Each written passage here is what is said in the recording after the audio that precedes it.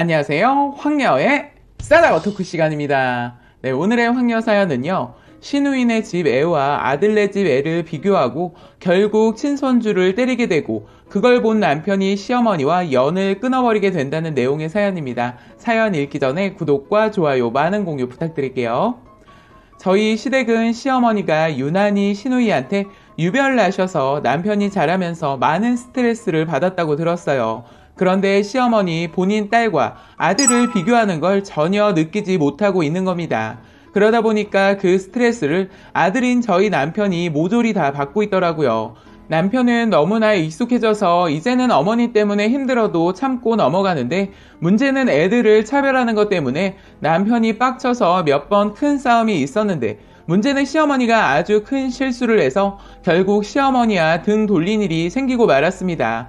저도 솔직히 시댁에 가면 혈압 올라서 시누이 온다고 하면 되도록이면 피해서 갔는데 눈치 없는 시누이년이 일부러 그런지는 몰라도 저희 갈 때 귀신같이 알고 오더군요. 원래 어느 집이든 애들이 모이면 어디든 사고 나기 마련이잖아요. 저희 시댁은 심각한 정도로 시어머니가 시누이 애와 저희 애들을 비교하면서 차별을 해서 항상 문제가 생겼었어요. 여러 가지 일 중에 일부를 말하자면 시누이 딸이 밥을 먹는데 편식을 하더군요. 그래서 제가 아름아 멸치도 먹어. 지금 많이 먹어야 키도 크고 튼튼한 어린이 돼요. 했더니 시누이 듣기 싫었는지 언니 그냥 두세요. 원래 집에서는 잘 먹는데 오늘은 컨디션이 좋지 않나 봐요. 우리 애 신경 쓰지 말고 언니 애들이나 신경 쓰세요. 속으로 이게 일부러 신경 써줬더니 이러네 싶어서 다음에 시댁에서 부딪혀도 전혀 신경 써주지 않았더니 이제는 언니 너무한 거 아니에요? 우리 아름이는 몇 수저 안 먹었는데 벌써 언니 애들이 고기 다 먹었잖아요. 참 기가 막혀서 웃음이 나오더군요. 그래서 그럼 아가씨가 같이 앉아서 먹이세요. 아니면 따로 덜어내서 먹이면 되는 거 아니에요? 먹는 거 가지고 제발 욕심 좀 내지 마세요. 아니 고기 못 먹어서 죽은 귀신이 붙었나? 애들이 왜 이렇게 고기를 밝혀요? 집에서 고기 좀 사 먹이세요. 저 이 말 듣고 시댁이고 뭐고 시누이랑 대판 붙었어요.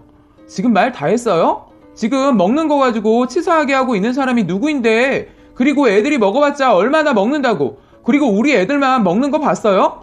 내가 아까 보니까 아름이는 밥 안 먹고 고기만 먹고 있더구만. 지금 바쁘고 고기도 안 먹었다고 따지는 거예요?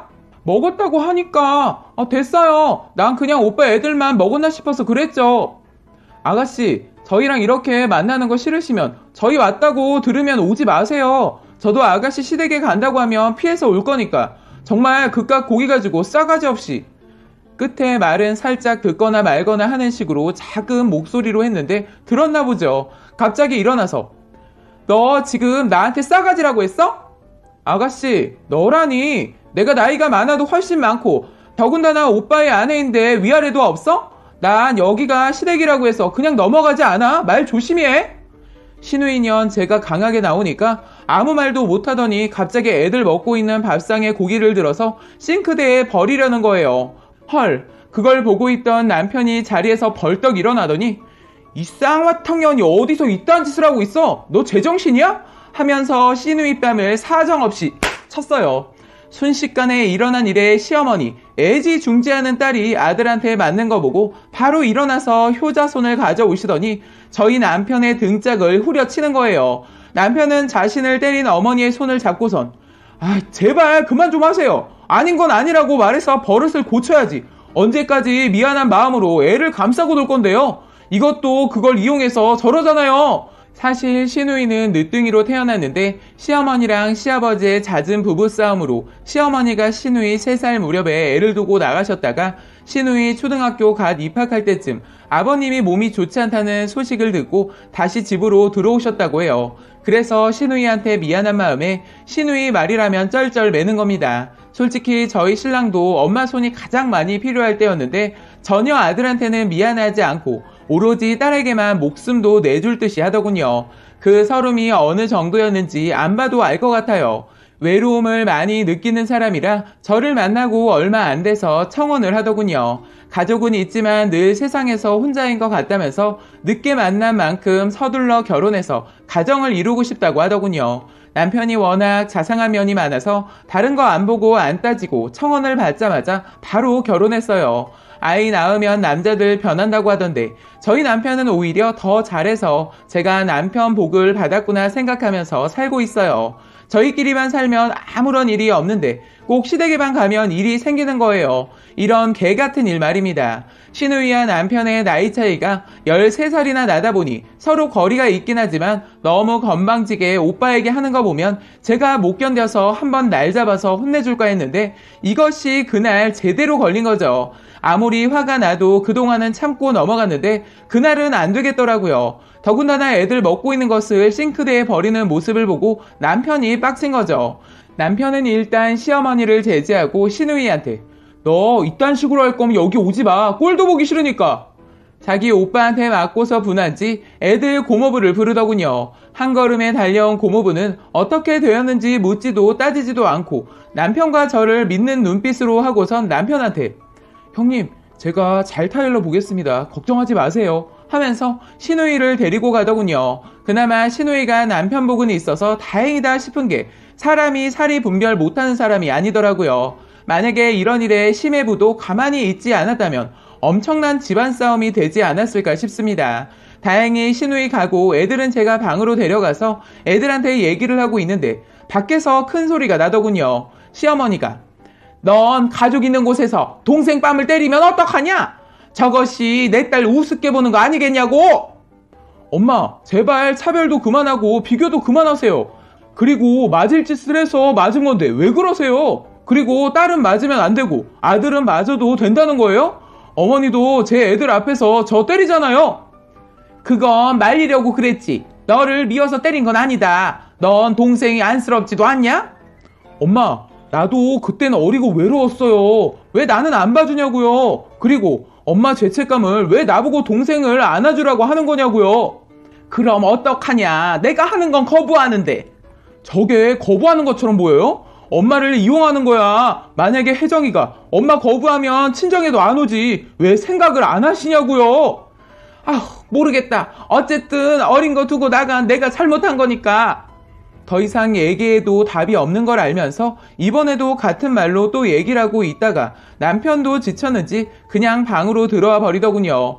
원래 자고 가려고 했는데 그 기분으로 있기 싫어서 그냥 집에 가자고 해서 그냥 그날 시댁에서 와버렸어요. 시누이년 보기 싫어서 시댁 당분간 안 가려고 했는데 하필 일주일 후 어머님 생신이어서 또 제 수탱이를 보겠구나 했는데 요것이 시매무랑 애들만 보냈더군요. 저는 혼자서 다 장만하고 애들 챙기려고 하니까 남편이랑 시매부가 시키지도 않았는데도 알아서 애들을 봐주더군요. 시누이 있어도 원래 도움 하나 안 되었기 때문에 오히려 없는 게 기분상으론 더 낫더군요. 옆에 있으면서 아무것도 안 하려고 뭐라도 시키려고 하면 시어머니가 아무것도 못하게 감싸고 도는 거 보기 짜증나는데 없으니까 훨씬 좋더라고요. 그날은 시누이 존재감 없이 그냥 보냈어요. 오히려 없으니까 큰 소리 날 일도 없고 너무 기분 좋게 밥을 먹었는데 시어머니 틈만 나면 딸 주게 다 먹지 말고 요것도 남겨두고 저것도 남겨둬라. 똥마려운 강아지처럼 졸졸졸 따라다니면서 참견을 하더군요.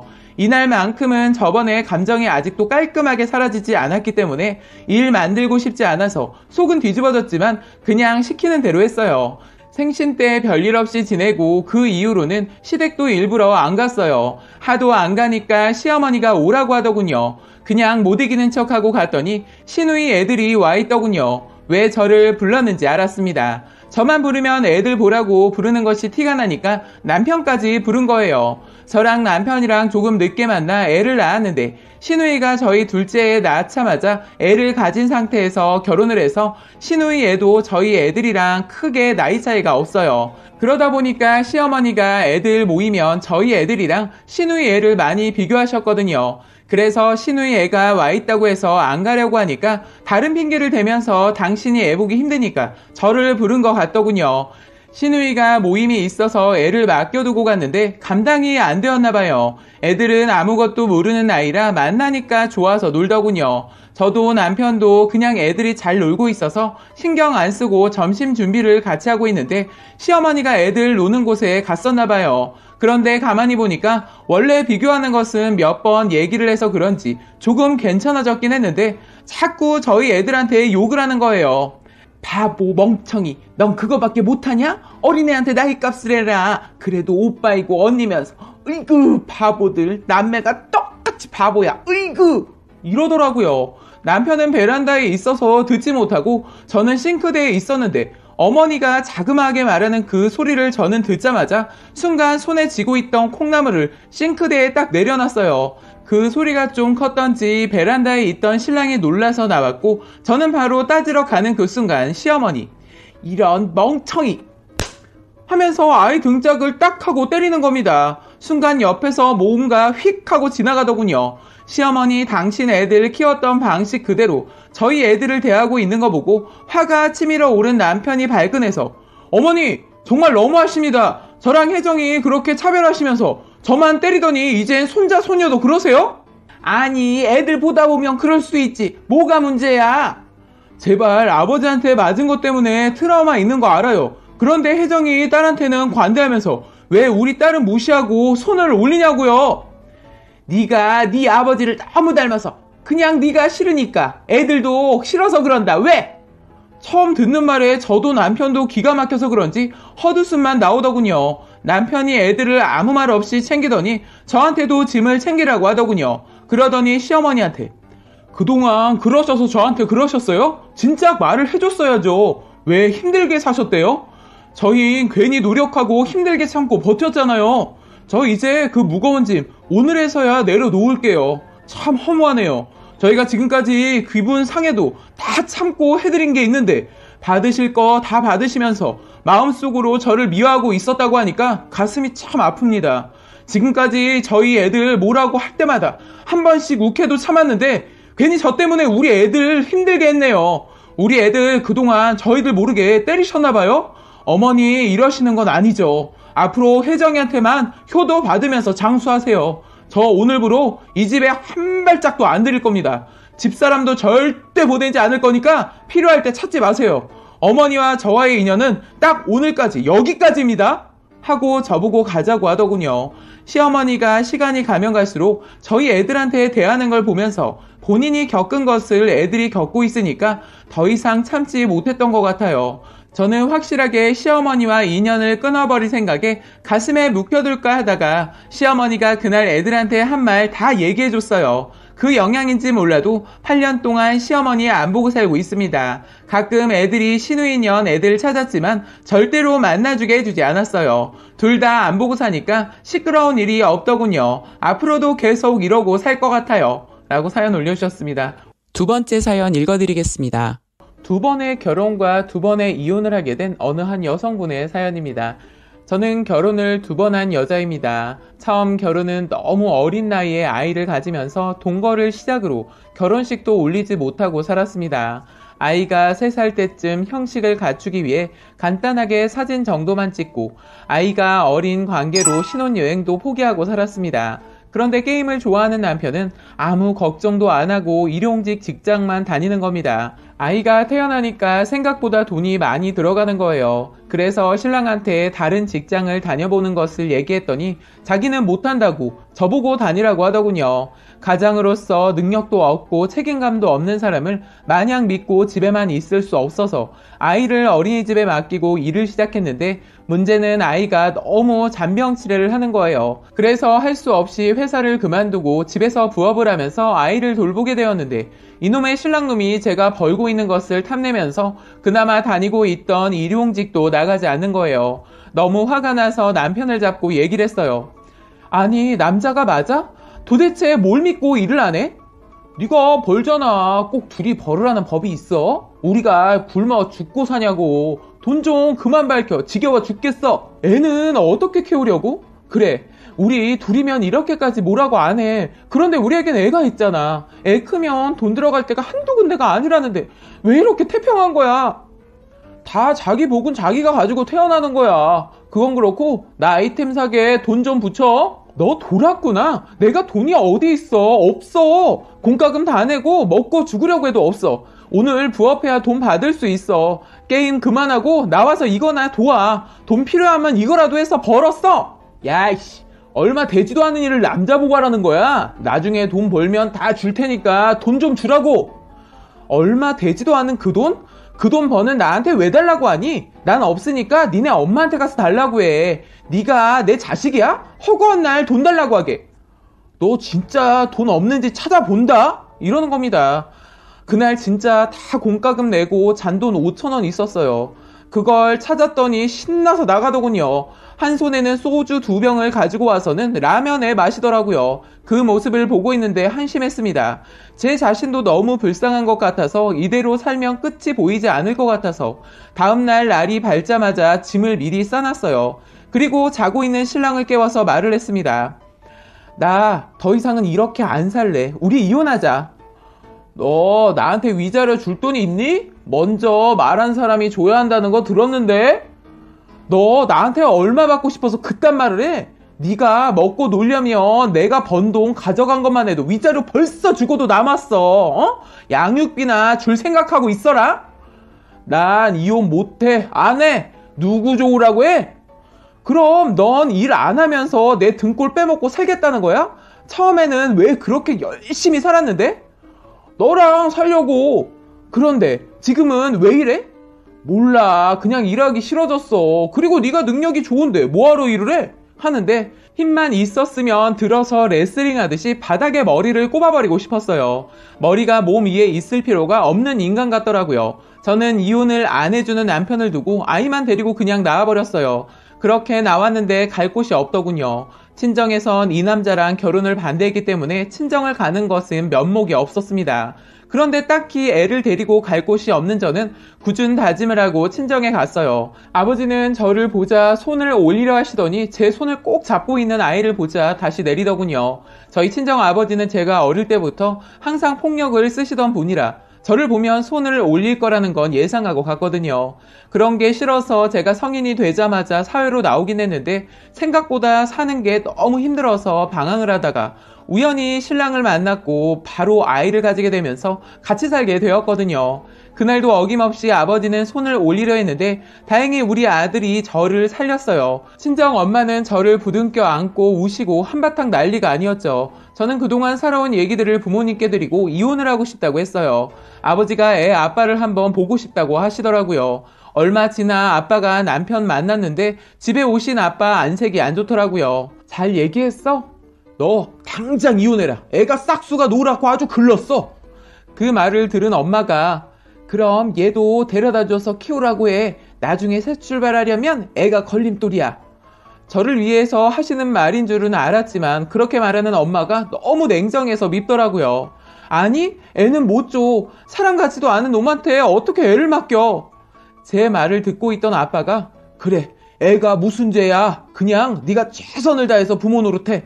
대신 우린 아무것도 안 도와준다? 그렇게 친정으로 들어오면서 애 아빠랑은 이혼을 하게 되었어요. 나중에 알게 된 사실인데 애 아빠가 이혼 조건에 돈을 요구해서 친정 아빠가 저 모르게 큰맘 먹고 깔끔하게 되도록이면 빨리 끝내려 하려고 돈을 줬다고 하더군요. 그렇게 저의 첫 번째 남편은 그런 진상이었습니다. 저희 친정 부모님이 도움을 주지 않겠다고 엄포는 놓으셨지만 그래도 옆에서 도와주시는 덕분에 일을 하게 되었어요. 그래도 애를 위해서는 어떻게든 열심히 살아야겠다는 신념으로 열심히 살았습니다. 한 3년은 정신없이 살았던 것 같아요. 그렇게 3년을 일하다 보니까 돈도 어느 정도 모이더군요. 그런데 저에게 또 다른 사랑이 또 찾아왔는데 그 사람은 총각이었어요. 애가 딸린 저는 만남을 거절했는데도 자꾸 저한테 사귀자고 하더군요. 저는 이미 결혼에 실패도 했고 애도 있다고 해도 저한테 자기가 다 끌어안을 수 있다고 기회를 달라고 하더군요. 이번에는 정말 실패하고 싶지 않아서 아버지랑 같이 보게 되었어요. 그 사람을 만나본 아버지는 그냥 결혼은 하지 말고 그냥 편한 친구로 지내라고 하더군요. 그런데 저는 너무 외로웠던 나머지 또 사랑을 하게 되었습니다. 그렇게 해서 부모님이 말리는 결혼을 또 하고 말았습니다. 자식 이기는 부모 없다는 말이 있잖아요. 저희 부모님도 할 수 없이 결혼을 허락해 주셨어요. 저희는 제가 그동안 모아두었던 돈과 그 사람 돈을 합쳐서 신혼집을 마련했어요. 저희는 보란듯이 아들을 데리고 몇 년은 잘 살고 있었어요. 그러다 임신을 해서 딸도 낳았습니다. 저희가 열심히 잘 사니까 친정에서도 남편을 사위로 인정해줬어요. 신랑 쉬는 날엔 친정 가서 놀다 오기도 하고 다 좋았는데 어느 날 신랑이 동창회를 다녀오고 나서부터 저희 결혼 생활에 금이 가기 시작했습니다. 동창회 이후부터 신랑은 전화를 손에서 내려놓지 않고 붙들고 사는 겁니다. 심지어 비번까지 걸어놨더군요. 딸 바보였던 남편은 어느 순간 딸이 자기 곁에 오는 것을 귀찮아하더군요. 너무 이상해서 그러면 안 되는데 신랑 자는 틈을 타 살짝 보게 되었어요. 그런데 비번이 걸려 있어서 도저히 볼 수 없어서 내려놓으려고 하는데 문자가 오더군요. 저번에 모임 때 너 보니까 옛날 생각도 나고 좋았어. 다음에 또 보자라고 문자가 오더군요. 그때 많이 생각이 오고 갔지만 참았습니다. 그런데 자꾸 주말이면 일이 있다고 나가는 거예요. 심증은 가는데 물증이 없어서 참았습니다. 꼬리가 길면 밟힌다는 말이 있죠. 저한테 딱 걸린 겁니다. 분명히 집 근처에서 회사 사람들하고 밥을 먹는다고 했는데 그날 차를 타고 달리다 속도 위반으로 걸린 과태료가 나와서 알아버렸네요. 사진에는 조수석에 누가 있더군요. 퇴근하고 온 신랑한테 그것을 내밀면서 따졌어요. 자기 여자 있니? 내가 여자가 어디 있어? 사실대로 말해. 한참 뜸을 들이던 남편이 동창이야. 답답하다고 바람 쐬러 가자고 해서 몇 번 갔어. 그럼 나도 내일 친구들이랑 바람 쐬러 다녀올 테니까 애들 좀 봐. 뭐야, 맞바람 피우겠다는 거야? 왜, 못할 것 같아?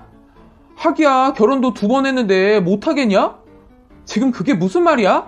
아니, 그렇다고. 난 솔직히 총각이었잖아. 너무 억울하다고. 이 정도는 한번 봐줘야 하는 거 아니야? 그걸 말이라고 해? 넌 내가 이혼녀인 거 다 알고 결혼하자고 했어. 내가 속였니? 억울했으면 결혼을 하지 말았어야지. 결혼까지 해서 뭐 하자는 거야? 그래서 이혼이라도 하자는 거야? 왜? 이혼하고 싶냐?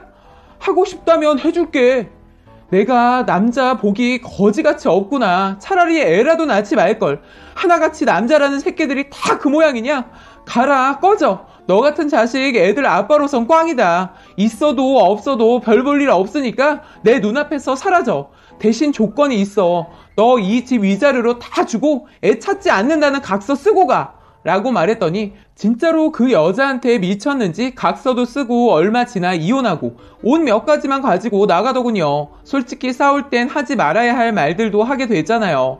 그래도 며칠 지나면 달라졌겠지 했어요. 그런데 이 사람 저와 헤어질 기회를 노리고 있었던 것 같더라고요. 저는 서둘러 집을 내놨고 이사 준비를 했어요. 이놈과의 모든 것을 깔끔하게 정리하고 싶어서 모든 것을 정리하고 아무도 모르는 곳으로 가서 살려고 했는데 친정 아버지가 소식을 듣고 저희를 데리러 왔더라고요. 아빠는 저를 보고 아무 말도 안 하고 저를 안아주시더니 갑자기 저를 키울 때 너무 많이 때려서 미안하다고 하시면서 눈물을 보이시면서 사과를 하시더라고요.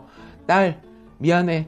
아빠가 너무 몰라서 너를 때린 것 같아. 이제부터는 아빠가 너의 든든한 버팀목이 되어줄 테니까 하고 싶은 거 하면서 행복하게 살자. 응? 사랑한다 우리 딸.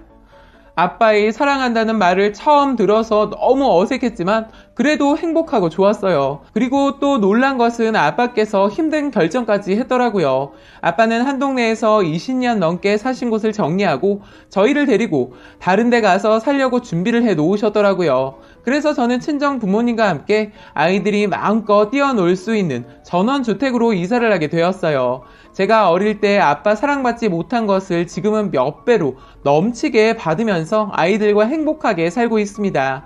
이젠 결혼도 그놈이 그놈인 것을 2번이나 겪어서 그런지 이젠 결혼에 대한 생각은 전혀 없네요. 아이들 열심히 키우면서 친정 부모님한테 효도하면서 잘 살아보려고 합니다. 애 아빠들 궁금해하실 것 같아서 말씀드리자면 첫 번째 남편은 일도 안 하고 아직도 게임에 빠져 있어서 시부모님들의 골칫덩어리라고 연락이 오셨었고, 두 번째 남편은 그 여자한테 배신당하고 홧김에 여자를 심하게 때렸는데 합의를 안 해줘서 감옥에 갔다고 들었어요. 알고 보니 이번이 처음이 아니었다고 하네요. 정말 이혼하길 정말 잘한 것 같아요. 라고 사연 올려주셨습니다. 오늘의 사연 여기까지였고요. 많은 공유와 여러분들의 생각이나 느낀 점이 있다면 댓글로 표현해 보시기 바랍니다.